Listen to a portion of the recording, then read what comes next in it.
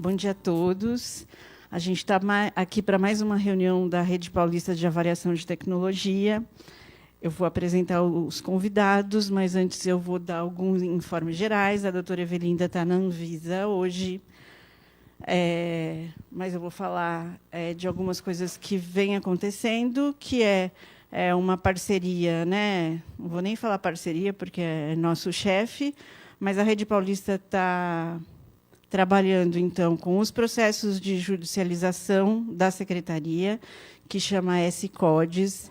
Então, depois, se tiver acesso à rede aqui, a gente vai apresentar aonde fica as notas técnicas. As notas técnicas, geralmente, são medicamentos. Até agora, a gente só tem medicamentos, que são as coisas que mais se judicializam no estado de São Paulo.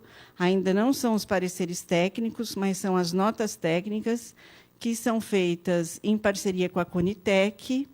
E, quando os juízes, né, precisam, e até a equipe técnica, dá para ter uma base, né, do que o juiz ou o médico pode prescrever que existe na RENAME, né, e aí para diminuir o alto índice de judicialização que existe no estado de São Paulo. Esse mês a gente não vai fazer oficina, até porque a gente está com quantos processos de judicialização para terminar? 350 processos. Isso aí...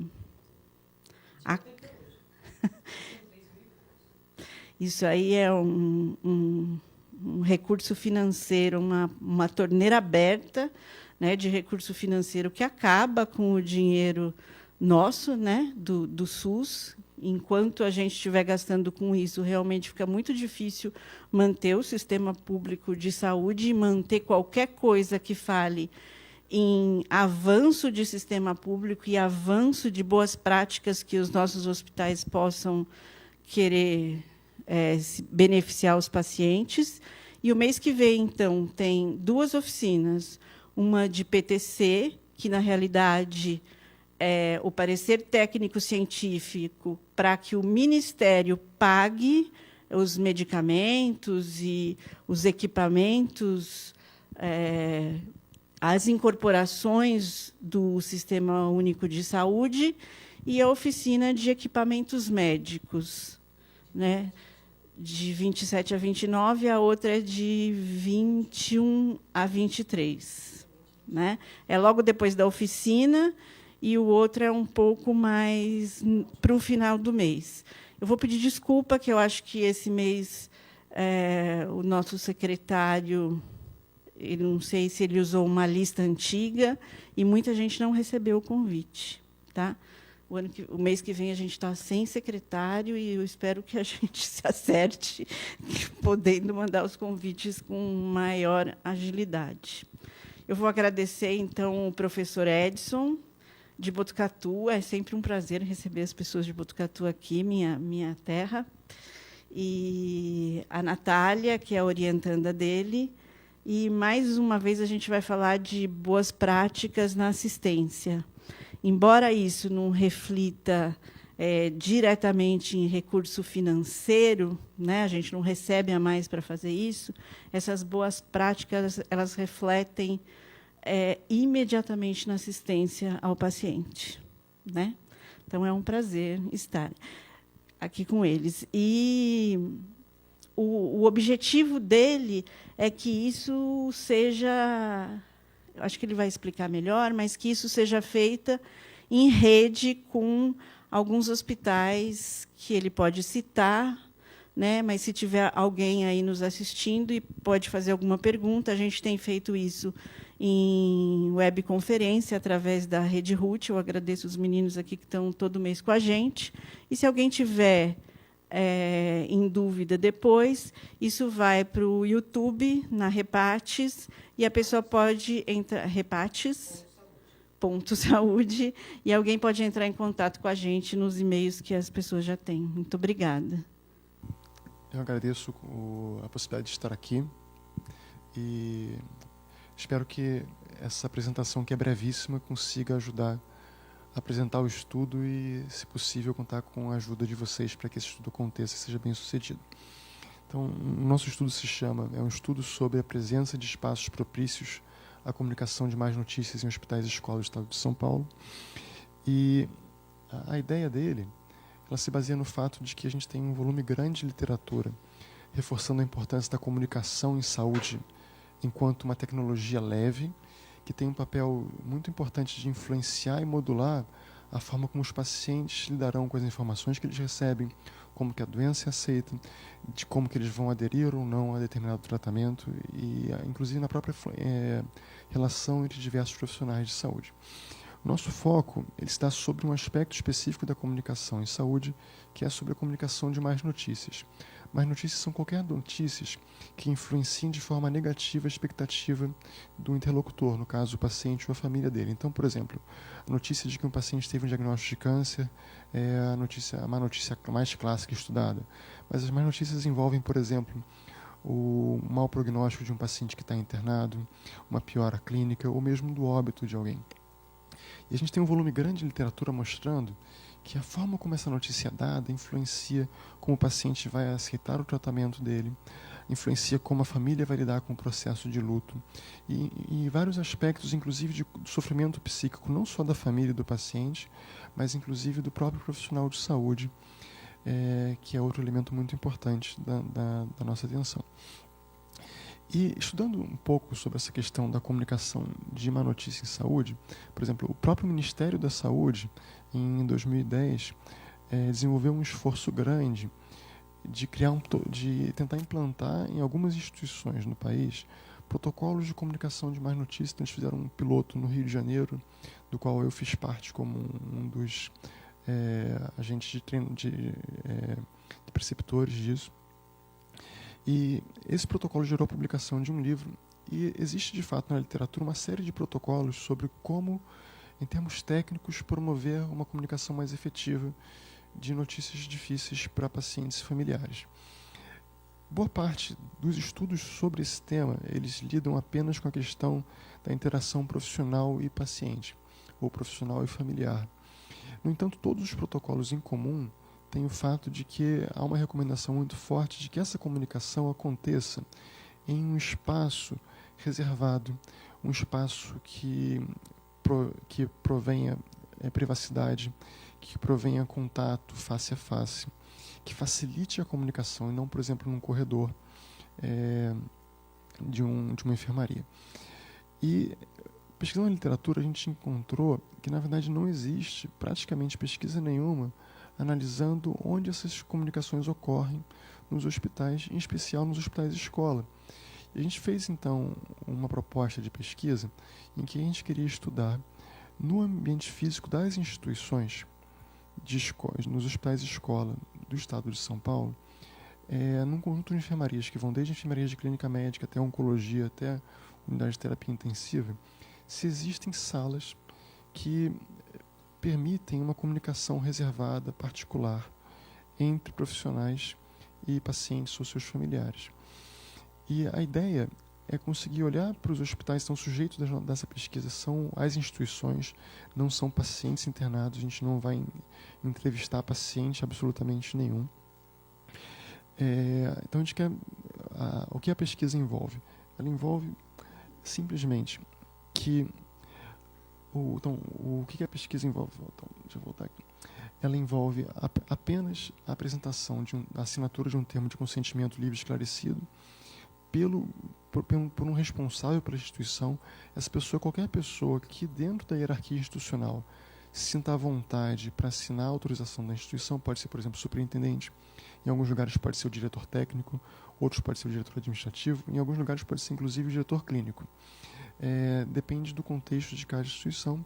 Então, a instituição precisa autorizar isso e designar na instituição uma pessoa para guiar uma visita de um pesquisador. Então, pode ser, por exemplo, um profissional do núcleo de assistência e tecnologia da saúde, pode ser um enfermeiro, pode ser um médico, pode ser qualquer pessoa que vá acompanhar o pesquisador visitante, fazendo um passeio por essas enfermarias e olhar em que medida existem ou não existem esses espaços.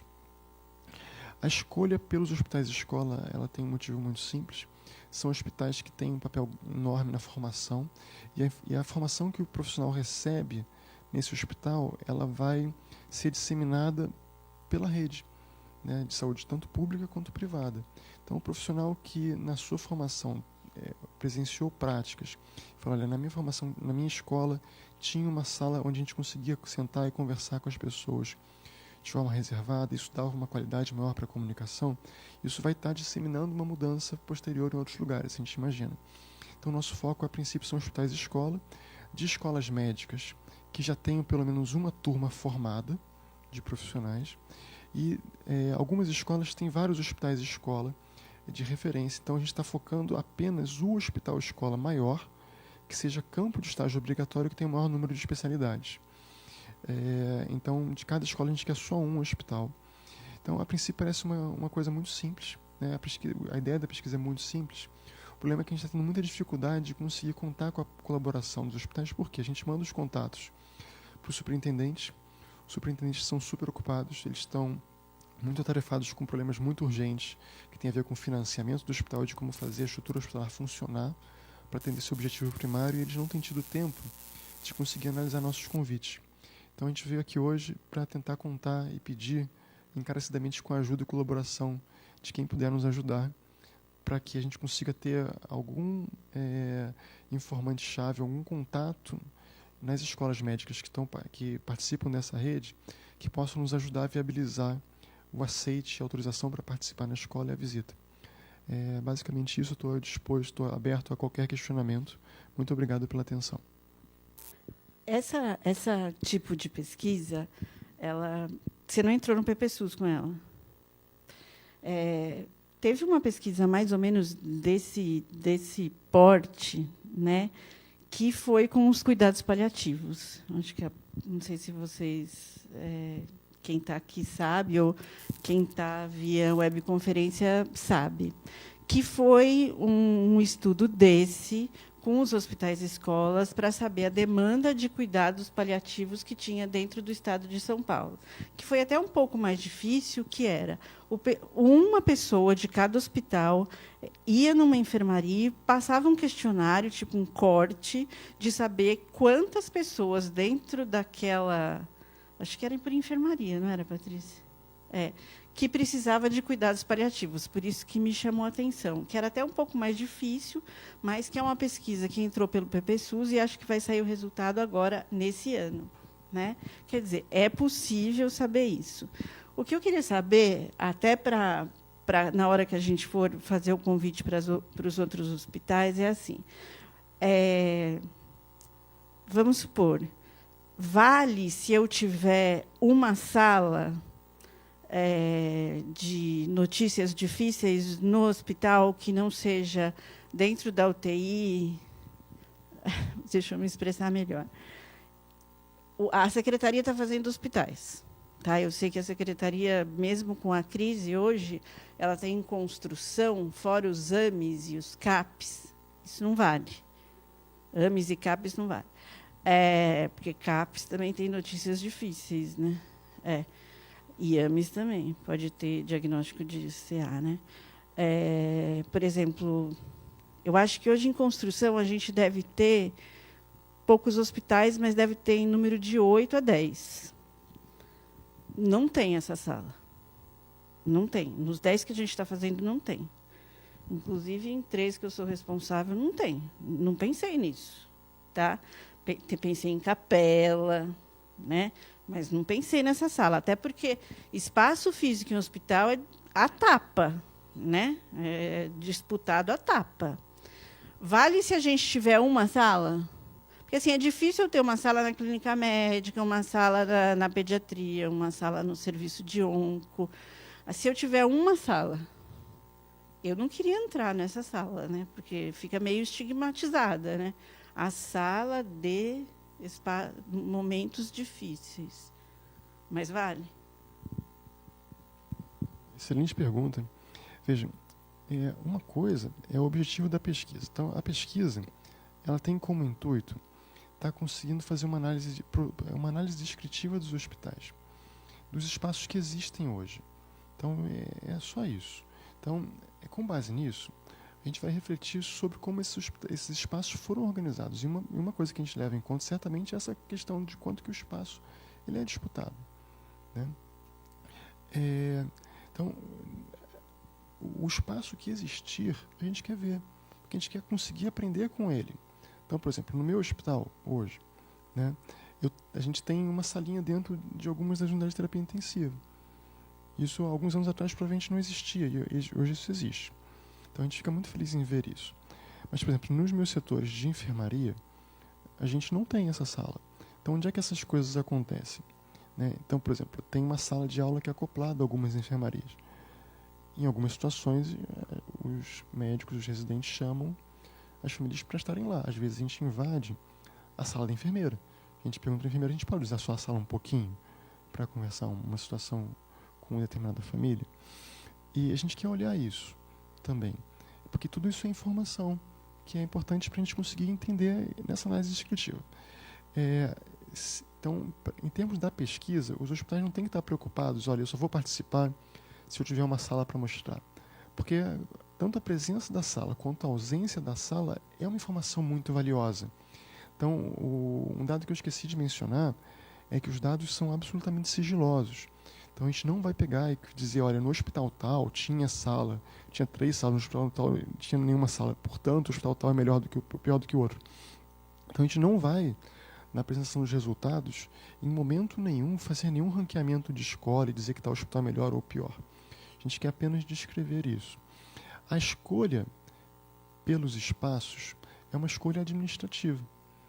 É uma escolha em que o administrador que está construindo aquilo, ele vai pesar o quanto de recurso ele tem e o quanto determinada atividade é mais ou menos importante do que outra.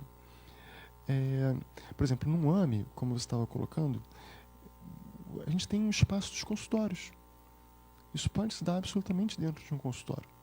Eu não imagino que dentro de um AME eu preciso de uma sala específica para isso, né? Mas, por exemplo, hospitais grandes aqui em São Paulo, onde eu já trabalhei no passado, e eu tinha que ter uma conversa de um paciente que estava morrendo no quarto.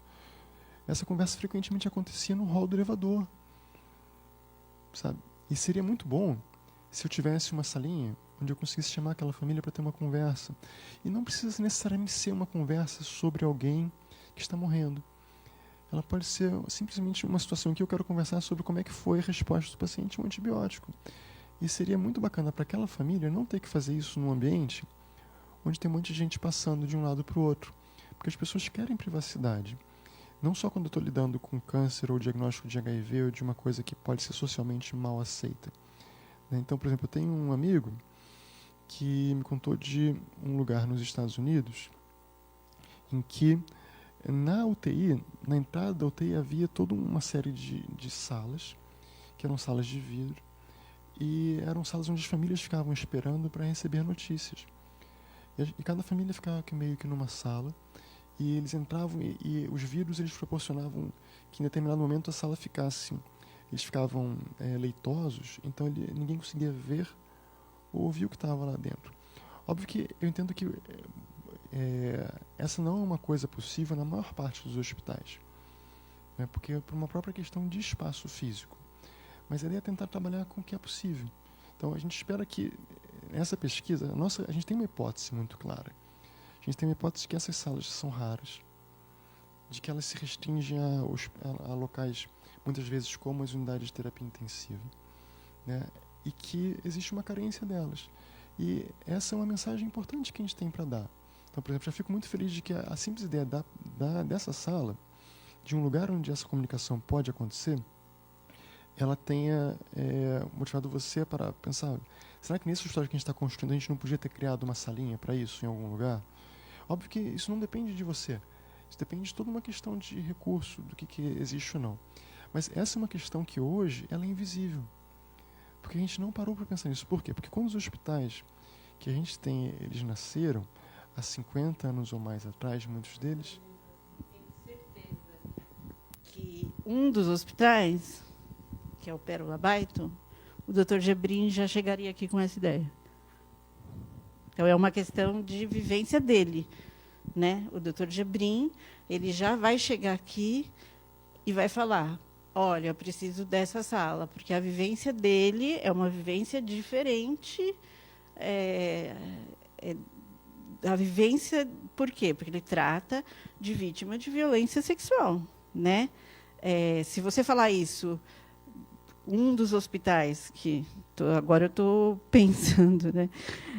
O ICESP, ele vai chegar aqui com essa vivência. Eu aposto que o ICESP deve ter uma sala assim, né? O HC eu não sei falar, né? Mas esses dois eu acho que devem ter, né? O Dr. Gebrim do Pérola Byton tenho certeza que tem, né? Por isso que a ideia da pesquisa ela é interessante, porque a gente quer mostrar...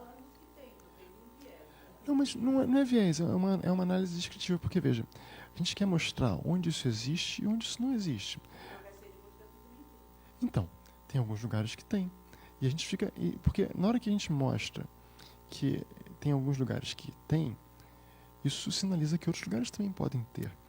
Que talvez isso possa ser benéfico para a forma como a comunicação acontece. Então, o resultado, ele não é nem bom nem ruim, ele é simplesmente um resultado.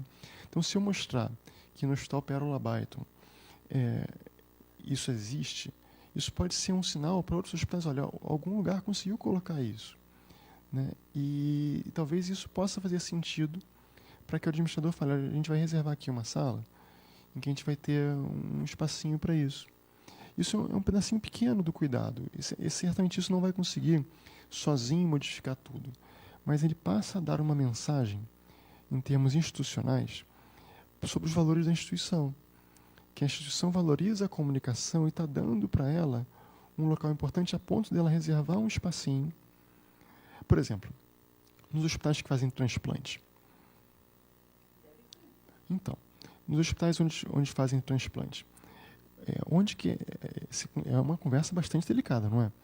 Você conversar com uma família que teve um familiar que acabou de ter um diagnóstico de morte encefálica, sobre a possibilidade dessa família ser generosa a ponto, no meio da sua dor, permitir que um órgão desse familiar amado seja retirado para ajudar outra pessoa. O espaço onde isso vai acontecer é fundamental, né? E a gente quer que os nossos programas de transplantes melhorem. E entender de haver nas instituições um espaço para isso pode ser essencial para que o programa consiga avançar. Só que eu não tenho clareza, por exemplo, o quanto isso é visível, sabe? O quanto isso não faz parte de uma coisa, porque historicamente, desde quando os hospitais surgiram, né, os hospitais modernos surgiram no século XVII, essa é uma coisa que não fazia parte, né? Então, hoje, por exemplo, sim, a morte fazia, mas esse tipo de preocupação com a comunicação, ela é uma coisa que é muito recente dentro da história da prática da saúde. Então, a gente está querendo chamar atenção para um pedacinho pequeno dela. E a gente precisa muito da ajuda disso. Eu deixei aqui no último slide os meus contatos. Então, se alguém quiser mandar tanto um contato para mim direto por WhatsApp, por e-mail, a gente está à disposição. Quiser ligar para tirar dúvida, né? E vai ser um prazer. Eu queria te perguntar uma coisa. Essa pesquisa, você vai incluir as UTIs pediátricas, os serviços pediátricos também? Tá. E a sua intenção é focar na questão do espaço para notícia ou como os profissionais trabalham com essa notícia também? Obrigado pela pergunta. Então, a gente vai focar também nas unidades de terapia intensiva pediátricas e neonatais. Então, a gente está focando basicamente em setores onde a gente entende que a comunicação de notícias difíceis ocorre com alguma frequência. Então, a gente está incluindo enfermaria de clínica médica, cirurgia geral, neurologia, oncologia, cuidados paliativos. E inclui enfermaria de pediatria e UTIs pediátricas e neonatais. E a gente está focando apenas na questão do espaço. Então, o objeto da nossa pesquisa, ele é unicamente a instituição. Então, por exemplo, a gente já fez contato com várias instituições E vira e mexe, alguma instituição fala assim, então, a gente precisa mandar esse projeto para o nosso comitê de ética em pesquisa. Não, não precisa. Por quê? Porque eu não estou fazendo um estudo multicêntrico em que eu vou na sua instituição recrutar um paciente, ou recrutar um médico ou um enfermeiro e vou perguntar para ele, conte-me como acontece isso aqui. Não, a gente vai pegar a pesquisa, o objeto da pesquisa, ele não são seres humanos, eles são as instituições, os prédios. Então a gente quer entrar lá, ter alguma pessoa que vai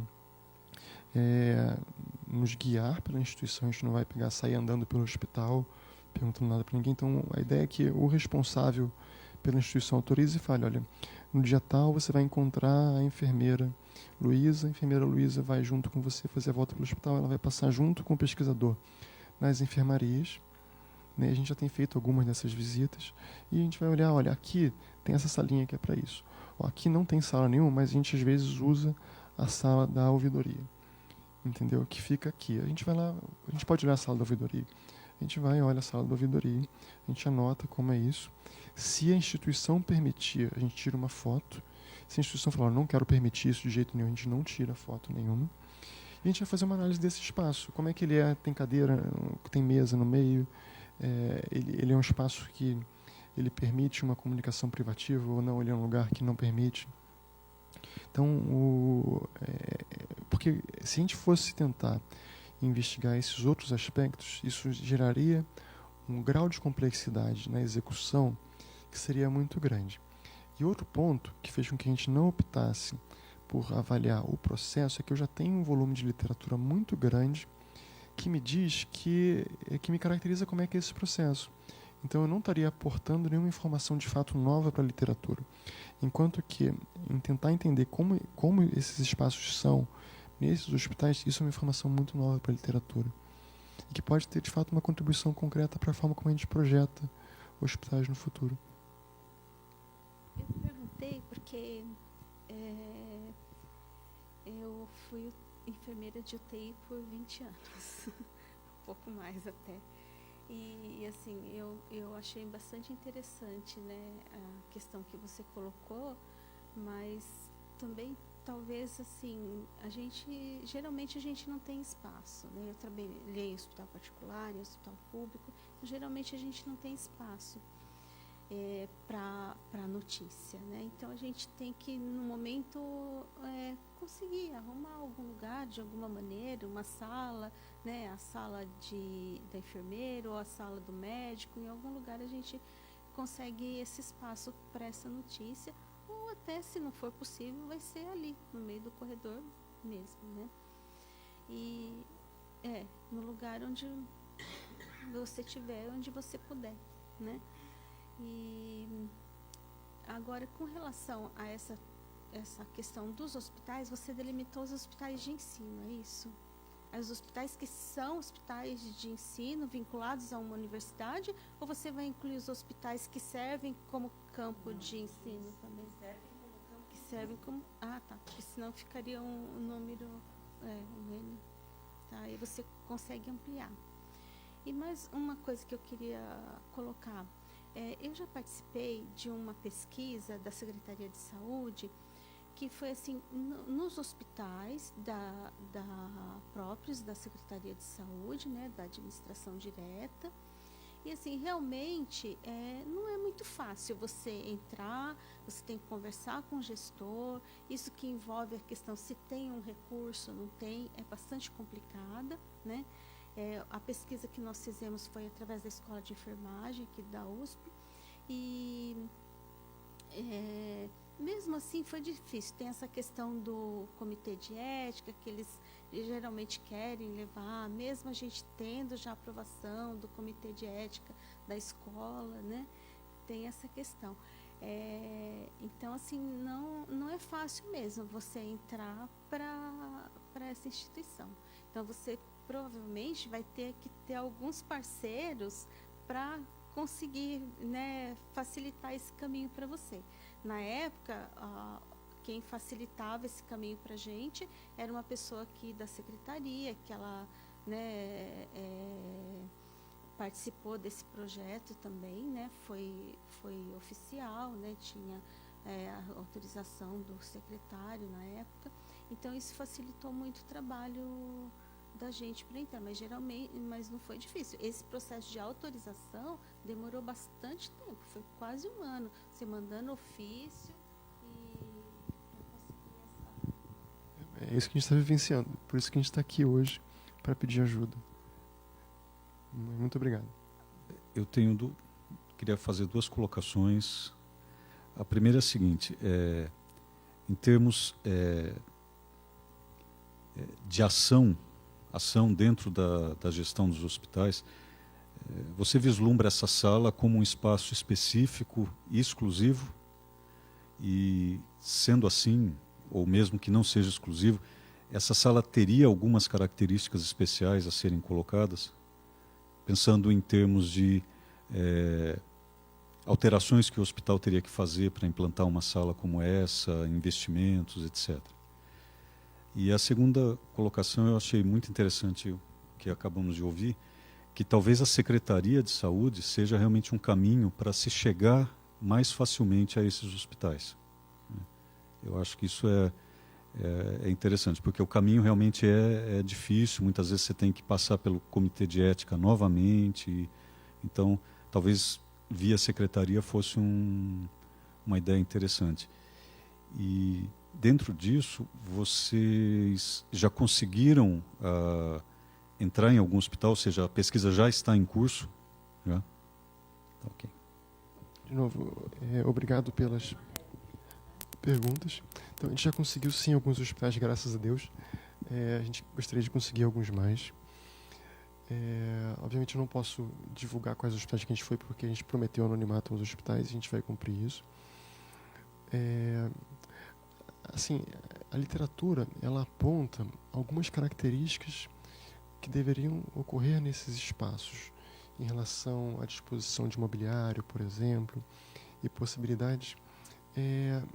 Eu particularmente não vejo isso como uma forma, sabe, a ferro e fogo, porque eu acho que se a gente conseguir um espaço, já vai ser maravilhoso, sabe?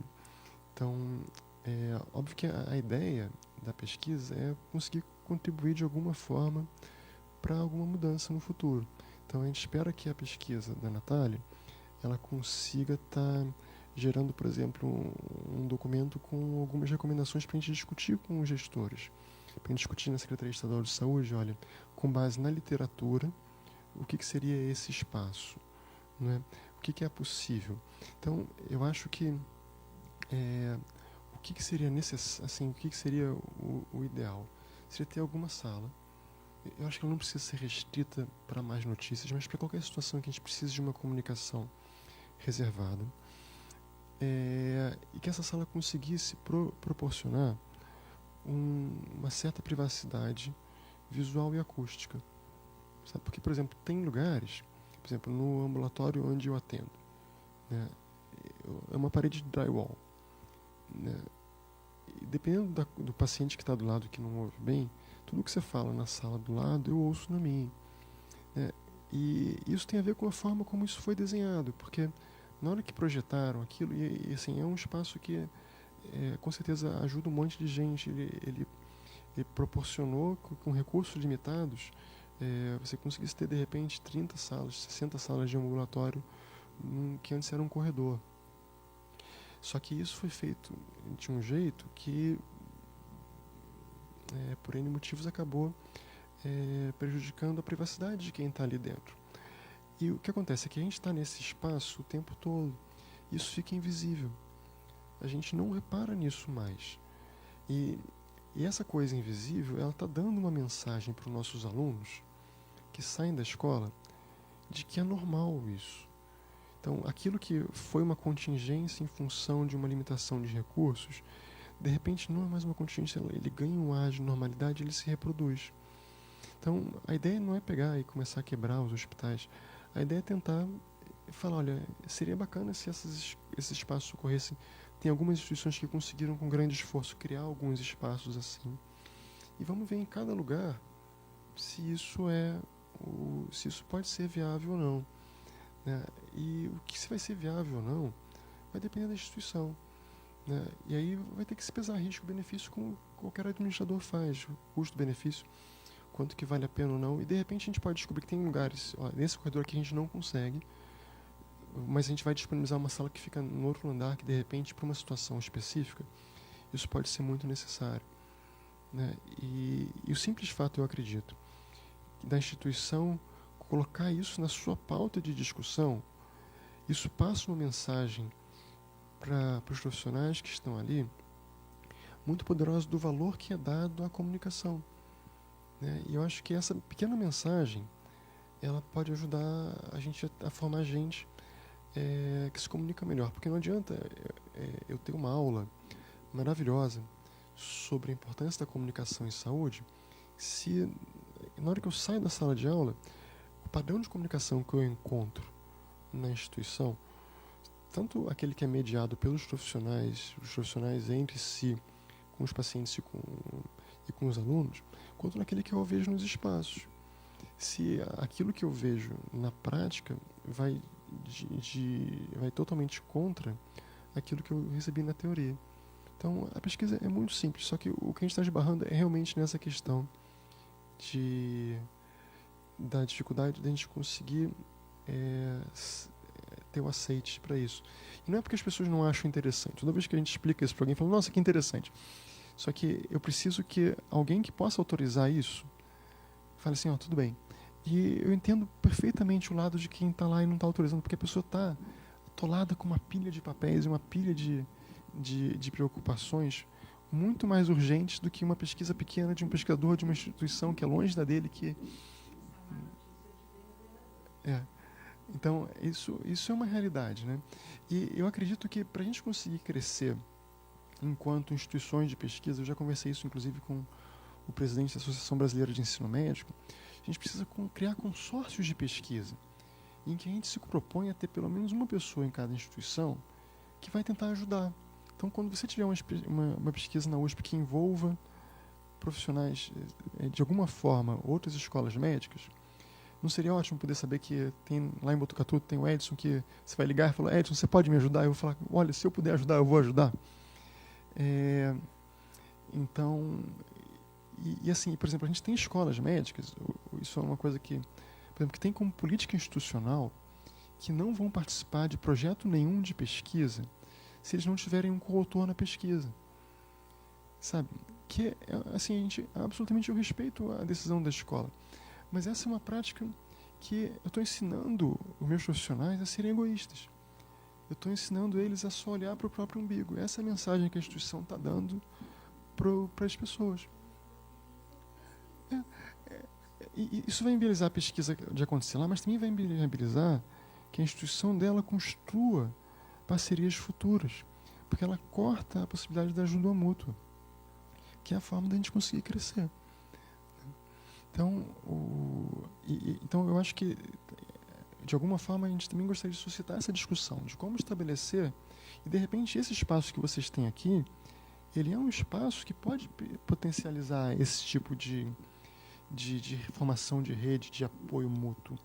Porque eu não preciso ter o superintendente, que é uma pessoa super ocupada. Eu preciso ter uma pessoa na instituição com boa vontade de tentar ajudar. A Secretaria da Saúde, ela não pode obrigar o hospital, né? Eu não posso chegar lá e falar, ele vai entrar né? Ela não pode fazer isso. O que ela pode é falar da pesquisa e, por exemplo, eu cito os cuidados paliativos, como a gente cita o score de cirurgia cardíaca, né? E teve também, acho que... O senhor viu a pesquisa da Lohane no Hospital de Tatuapé, né? A Lohane do Hospital de Tatuapé, a gente pode até mandar para você, foi uma pesquisa que a gente até assustou, né? Falou, Lohane, você não foi mandada embora? Que foi uma pesquisa assim, sobre os equipamentos do pronto-socorro, né? Ou seja, a situação dos equipamentos de um pronto-socorro. O superintendente foi um anjo, né? Que ela mostrou a situação e um estado de um pronto-socorro. Na hora que você falava, eu falava, nossa, no pronto-socorro, então, ele você não tem. Você vê o estado do pronto-socorro de Botucatu. Eu não sei quanto tempo você está lá, mas o pronto-socorro novo, ele veio com a planta do Ministério. Toma, que o filho é teu. Né? Na hora que a gente entrou, e aí eu vou defender o superintendente de lá, é uma planta pronta. E na hora que nós entramos, não tinha consultório. Né? Por isso que você vê o espaço dividido ali. Né? Você vê que não tem consultório, pronto-socorro novo. Quanto mais espaço para más ou boas notícias, pode ser boa também.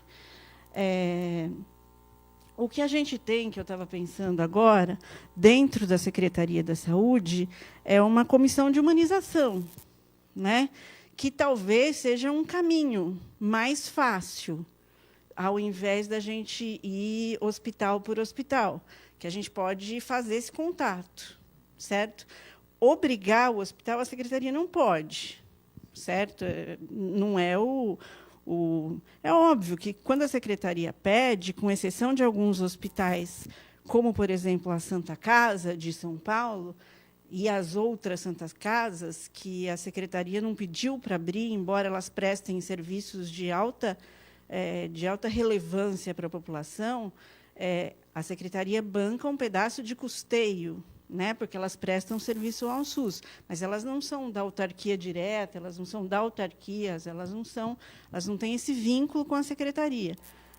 A gente pode tentar, né? Geralmente a gente não tem grandes problemas, mas eu não posso obrigar. Tá? A gente pode tentar ajuda através desses caminhos. Agora, a comissão de humanização talvez seja uma porta. Né? A gente pode colocar vocês em contato com a comissão de humanização. E aí fica a critério de cada superintendente ajudar ou não. Acho importante assim, explicar qual é o motivo, o que nós estamos fazendo. Né? Porque, geralmente, a instituição vai falar assim, puxa, eu não tenho, então eles vão falar que eu não tenho, então eu não. Né? Então, eu acho importante essa explicação que vocês vão dar. Porque a primeira reação é reativa, eu não vou ter. Né? Outra coisa que eu pensei, que talvez seja uma coisa interessante, é que, depois da pesquisa, possa fazer até algum trabalho com a engenharia e a arquitetura, porque realmente não vem na cabeça. Né? Não é nem o superintendente que, na hora que vem a planta, é uma equipe técnica que te apresenta uma planta para um superintendente que é médico e que também não teve essa formação. Então, você pensa no ultrassom, você pensa em consultório. Assim, quando você... É que nem... Eu também tenho 20 e tantos anos de hospital, e você, na hora que se te apresenta uma capela, você fala, ai, que lindo, eu lembrei da capela. Né? Nossa, como eu estou boa. Né? Mas você não pensa nisso, porque você pensa no consultório, no maior número de consultórios, na Anvisa, que te apresentem que você consiga regulamentar tudo aquilo, nas RDCs, nas NRs. Né? Isso acaba esquecendo, porque se você consegue construir o hospital e depois ele não é aprovado, a dor de cabeça é imensa. Mas, assim, levar para o multiprofissional, porque aí sempre tem uma pessoa, né, alguém da psicologia, alguém de outra área, que vai despertar aquilo. Né? Assim, o multiprofissional, ele tem esse lado, né, de alguém lembrar, puxa, vamos fazer essa salinha. Aquela salinha que tem na UTI, por exemplo, de Botucatu, foi um espaço grande que a Meire conseguiu enfiar, e que até eu falava, puxa, mas ela vai tirar um espaço aqui que vai fazer falta, porque é material sujo, com material limpo, com isso, com aquilo. Né? Então, assim, acho importante depois até passar para quem bola essa planta. Né? Acho que pode dar mais... Pode trazer mais retorno. Né? Acho bacana. A ideia é exatamente essa, a gente conseguir contribuir, de fato, com a forma como os hospitais são planejados. Né? Só que, para eu conseguir mostrar isso, para eu conseguir chegar nisso, primeiro eu preciso caracterizar que existe um problema. Porque hoje a gente não aprendeu a enxergar isso. Então, na medida em que eu conseguir mostrar que isso podia ser diferente, tanto porque em alguns locais não existe e outros locais existe, Isso é um sinal de, olha, já tem lugar que existe. A gente podia também ter uma coisa assim em algum momento. Se não puder ter nos que já existem, porque é muito complicado a gente tirar um espaço, de repente a gente consegue pegar e criar nos novos. E assim, eu quero repetir isso. Nenhum hospital tem que se sentir menor porque não tem isso hoje. Por quê? Porque isso não fez parte da forma como a gente pensava nisso. Como os hospitais foram planejados nos últimos séculos inteiros. Isso é uma coisa recente. Então, a gente não quer que um hospital, porque ele acha que não tem tal sala, não participe. Porque a ausência da sala é um dado para a gente muito importante. Então, assim, esse hospital não vai aparecer, não vai ter em nenhum momento que eu vou falar, o hospital tal tinha tantas salas ou não tinha nenhuma. A gente não vai apontar dedo nenhum para o hospital nenhum. Isso vai ser tratado absolutamente de forma totalmente sigilosa. E a gente quer que os hospitais se sintam confortáveis, porque senão a gente vai selecionar só alguns. E a minha amostra vai ser enviesada. E assim, é um estudo tão simples. A participação do hospital envolve, né, eu consegui que o superintendente assine um papel dizendo que está tudo bem da gente pegar e fazer a visita. E envolve dele dizer para mim, olha, dia tal, vou marcar um horário, vai ser enfermeiro tal que vai guiar você. É só isso. Né? André, a gente até usava essas salinhas que faltavam, hoje a gente usa nas farmácias satélites, né? Dentro de PS, dentro de... Então, vou colocar você em contato com a Comissão de Humanização da Secretaria. Posso só fazer mais uma pergunta? Dentro da Faculdade de Medicina lá de Botucatu, esse tema já faz parte de alguma disciplina, tanto na graduação quanto na residência?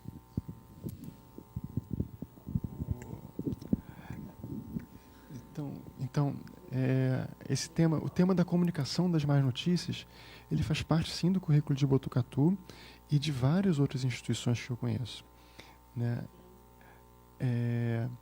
Inclusive, alguns anos atrás, a gente começou um curso, a gente discutiu isso com a presidente da Coreme na época, e eu e mais 2 docentes fizemos para todos os residentes da instituição um curso de comunicação de más notícias. A instituição comprou essa ideia e hoje eles têm uma empresa contratada que faz para todos os residentes que entram na instituição um curso de más notícias. Eles pegam, um dia que o residente é liberado, ele faz uma imersão, ele fica de manhã e de tarde tendo um curso sobre isso.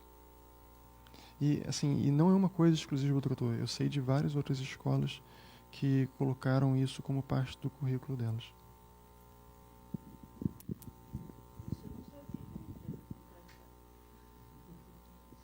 Mas aí são psicólogos que fazem isso? Eu não sei. Eu não sei se nesse curso agora são psicólogos. A minha impressão é que não.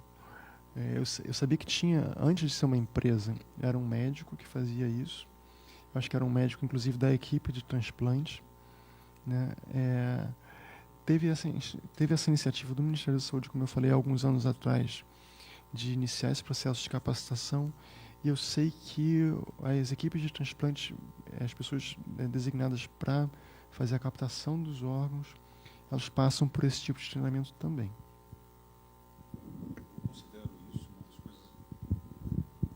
Eu considero isso, né, colocar na graduação, na residência, um dos pontos mais importantes para que isso realmente, para que se mude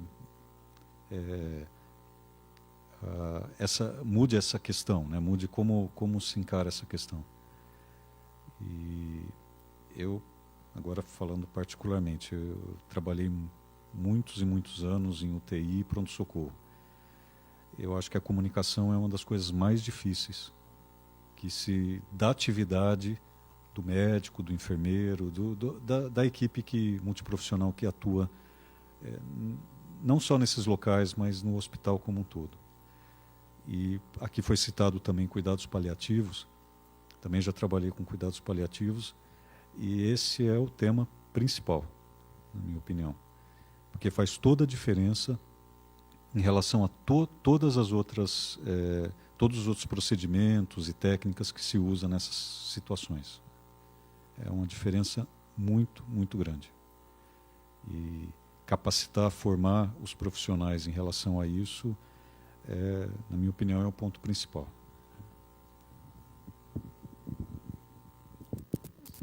Vou só complementar essa questão do cuidado paliativo, que também muitos hospitais têm essa comissão de cuidados paliativos, e talvez esse fosse um meio também, porque como é um pouco mais difícil através do gestor, talvez esse meio, a humanização e as comissões de cuidados paliativos fosse um meio de contato primeiro para você chegar na autorização do gestor, né? E nesse projeto que eu participei, as instituições que quiseram, nós queremos passar pelo CEP da instituição, tudo bem, passa pelo CEP, aceita, tá? E não tem problema nenhum, é mais um CEP que vai, né, consentir.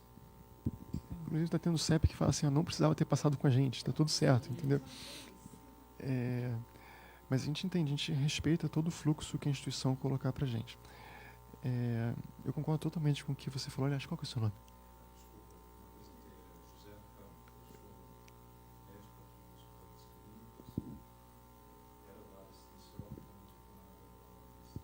Bacana. Então, eu concordo totalmente com você. Eu acho que, assim, eu não conheço nenhum profissional verdadeiramente experiente, sabe?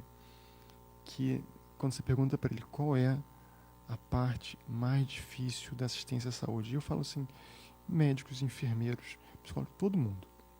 Sabe? Todo profissional que tem já uma janela de experiência, todo ele, não, sem exceção, me dizer, olha, a parte mais difícil é a parte da comunicação. E aí ele está falando da comunicação paciente, família, e também da comunicação entre profissionais, né, com os colegas. Assim, eu não conheço ninguém que tem um pouquinho de experiência que não fale assim, a comunicação, é onde acontecem os problemas, é onde a gente erra, é onde dá... Assim, é muito mais difícil do que vários outros aspectos técnicos. A comunicação também é um aspecto técnico. E aí... Só que para a gente conseguir... Então, a parte do currículo já é um grande avanço.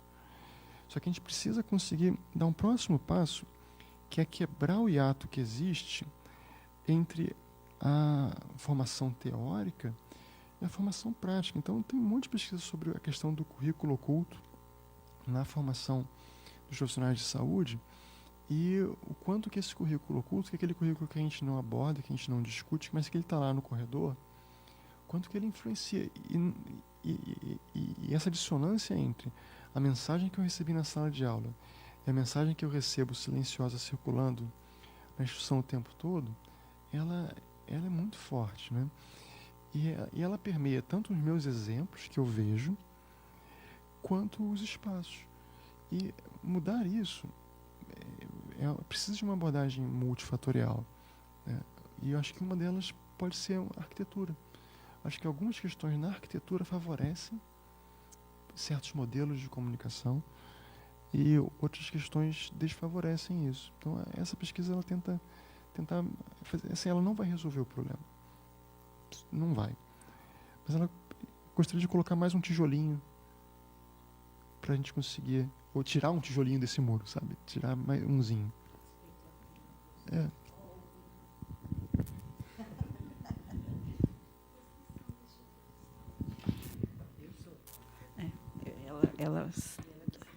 Eu sou da Secretaria Emprestada. Na realidade, para surpresa nossa, esse é um espaço que a gente é para isso, né?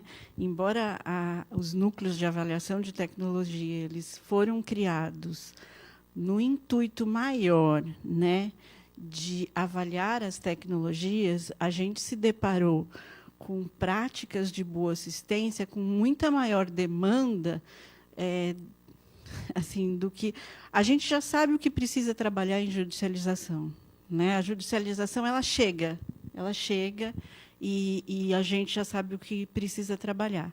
E as boas práticas elas vieram como uma sede das instituições de falar sobre isso, né? Teve na realidade, acho que nós aprendemos mais com vocês do que vocês com a gente. Teve uma que chamou bastante atenção, pelo menos para mim, que foi a abordagem das gestantes e puérperas usuárias de substâncias psicoativas. Eu não sei se o senhor estava no hospital municipal, que para mim foi muito cruel, né? Que as usuárias não procuram as maternidades, porque, na hora que elas têm o filho, o conselho tutelar pega, né? Então, elas preferem ter os filhos na rua, né? Que também me chamou muita atenção, né? De como é que isso se dá nas ruas, né? Em todas as nossas cidades.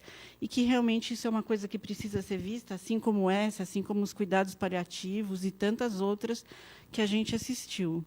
Eu acho até que a gente precisava juntar todas estas e mostrar talvez para o secretário ou para a própria comissão de humanização como isso tem se dado. Acho que é uma coisa que talvez a gente tenha que abordar talvez uma coisa que a Repates tenha que mostrar como isso tem se dado na nossa rede, né? Que a judicialização a gente tem trabalhado até porque ela implica em financeiro, e isso ela não tem implicação financeira, mas ela não é tão evidente assim, né? Mas a rede ela está aberta a essas pesquisas, tanto que o PPSUS tem mostrado isso, essa necessidade de se trabalhar essas boas práticas assistenciais. Então, a gente quer que vocês fiquem bem à vontade de trazer isso, né? Acho que todas as universidades e até os outros hospitais têm trazido. Então, fiquem abertos. A gente tenta ajudar no que for possível. Então, a gente vai te colocar com a comissão de humanização e com esses hospitais que vocês colocaram. Alguns enviesados, que nem eu falei, né? E outros não. Mas eu acho que o caminho é esse.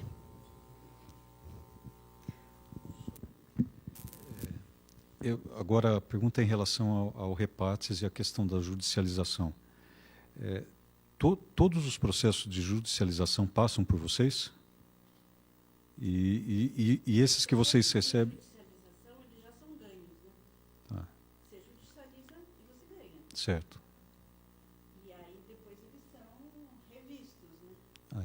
Então não é uma avaliação prévia que vocês fazem para mandar para o judiciário? É isso que está sendo feito agora. Agora certo.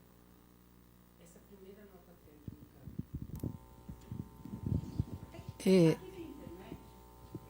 Será que você pode colocar no site da Secretaria? então, agora nós estamos trabalhando na nota técnica sobre as insulinas análogas, que no momento é a maior demanda de judicialização da Secretaria Estadual. Então, a gente fez uma nota técnica sobre as insulinas e na quinta-feira vai ter uma reunião no Judiciário, junto com os procuradores estaduais e juízes, para apresentar o resultado desse estudo. Então, aí, baseado nessas informações técnicas, a gente espera que as decisões sejam mais coerentes com o conteúdo técnico, né? Porque, teoricamente, até o que vem acontecendo até agora, os juízes eles dão os seus vereditos nem sempre baseado no conteúdo técnico, né?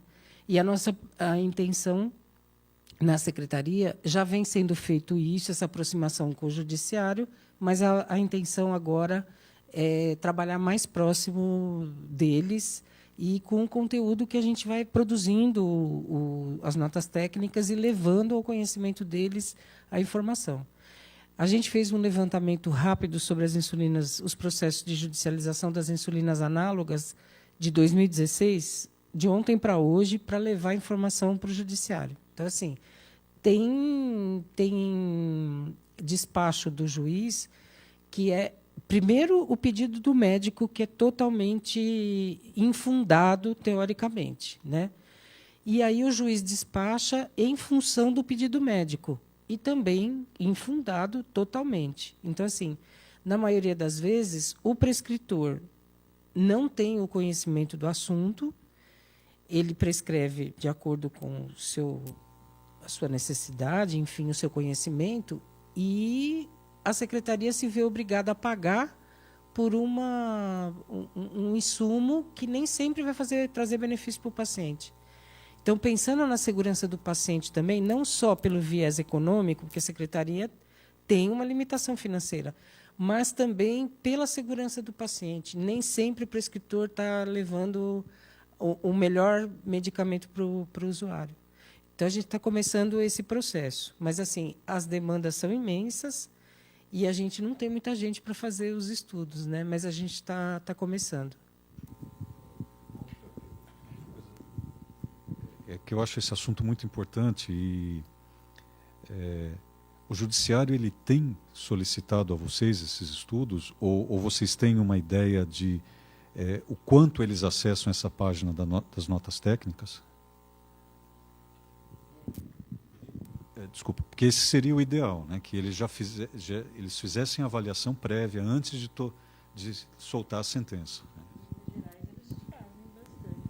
Então, tem alguns estados, como o André está lembrando, Minas Gerais já faz isso, e aqui em São Paulo também a gente já tem. Tem uma comissão de 3 farmacêuticos que fica à disposição do judiciário, e os juízes que querem, que tiverem interesse, eles podem buscar consultas com esses farmacêuticos. A intenção é que a gente estimule mais esse processo e levar para os juízes a informação da existência desse site, que tem essas notas técnicas disponíveis, e dar apoio técnico para essas comissões, para essa comissão, desculpa, é uma comissão só de farmacologia que está à disposição do judiciário para poder embasar o despacho do juiz. Então, esse processo ele está sendo construído bastante positivamente e a gente vê que já tem uma melhora nessa comunicação. É um investimento que está sendo feito junto da secretaria para o judiciário e o retorno também está sendo positivo. A gente espera que aumente, né? Mas já está sendo feito, sim.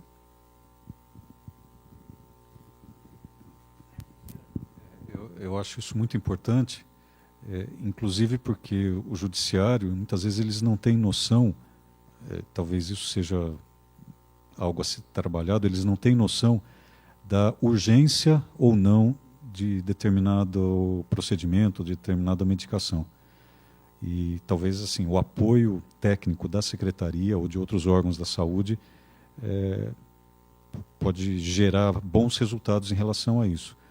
Porque tem sentenças que precisam ser dadas na hora, mas tem sentenças que podem demandar um tempo para estudo, para avaliação, para apoio técnico, etc.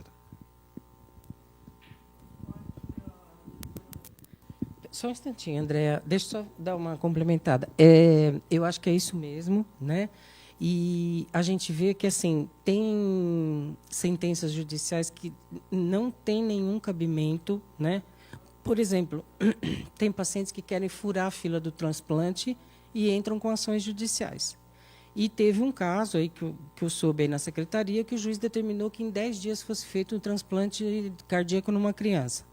Então, assim, você vê que o profissional que está assinando a sentença, ele não sabe nada do sistema de saúde e nem do que é necessário para fazer um transplante. Você precisa ter um órgão compatível, você furar a fila do transplante significa você tirar um outro paciente que também tem necessidade, ele está sendo passado na frente, ele está furando a fila. Então, assim, tem critérios que precisam ser discutidos com o judiciário, né? Não são só de medicamentos, mas, enfim, a gente vê de tudo sendo judicializado. Inclusive, médicos pedindo água mineral de marca, bolacha, alimentos. Assim, não tem cabimento. Tem coisas que não têm cabimento mesmo, né? Mas a gente está tentando fazer esse processo e os núcleos de avaliação de tecnologias, a gente vai agora inseri-los nas direções, nos departamentos regionais de saúde, fazer essa ponte, né, para que eles também possam produzir para ajudar a dar apoio para as necessidades do SUS das regiões do estado de São Paulo. Então, a gente está tentando esses caminhos todos para ajudar a organizar o serviço, né? E levar sempre o melhor que a gente puder para o paciente. Porque, às vezes, o paciente está achando que está entrando com um processo judicial e que vai ter o melhor medicamento e a melhor tecnologia, e nem sempre é isso, né, que acontece. Mas a gente está começando a caminhar assim nesse sentido. Obrigada. Varas específicas no judiciário sobre saúde seria um caminho também interessante. Porque aí eles teriam uma formação específica, que é outro ponto crítico aí. Eles falam que em Minas Gerais dá certo porque Belo Horizonte é menor e que aqui em São Paulo é muito grande e que vai demorar mais tempo para acontecer isso, né? Não sei se é verdade. Aqui, por exemplo, é a nota técnica. E o da Conitec tem as da insulina, né? Que aí é um parecer técnico, que aí é grande, né? Tem avaliação econômica e tudo. E aqui é só a nota técnica, né? Que as meninas estão fazendo. A nota técnica é um parecer técnico mais enxuto, que se está no Rename, se não está. É bem interessante. Entra no site. Está aqui, ó, Direito e Saúde. Acho que aqui também é interessante para vocês que tem os as autarquias, né? Para vocês saberem quais hospitais que são das autarquias, que aí vocês vão ver.